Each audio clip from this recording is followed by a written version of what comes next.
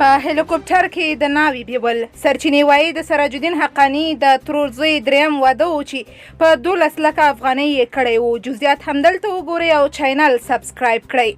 د طالبانو د واکمنۍ یو ویان قاری یوسف احمدي په داسې حال کې د طالبانو د یو قومندان له لوري په هلیکوپټر کې د هغه د ناوې دوره بیول رد کړي چې د ټولنیزو رسنیو فعالانو د دغه واده د اعدام شوي هلک یعنی طالب قومندان په اړه نور جزئیات خپاره کړي دي.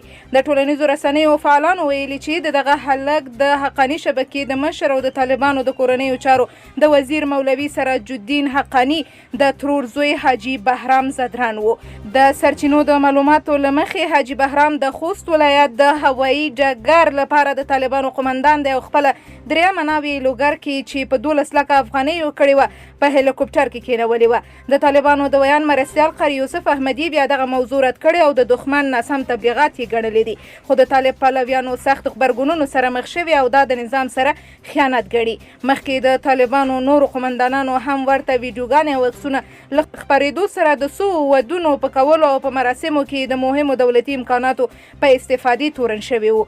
د طالبانو اعدام شوی لوی مشر ملا هبت الله خونزاده د خپلې ډلې مشرانو جنګیالیو له یوې څخه د زیاتو ودونو له کولو منع کړي او ویلي دي چې له شرعي عذر پرته څوک اجازه نه لري.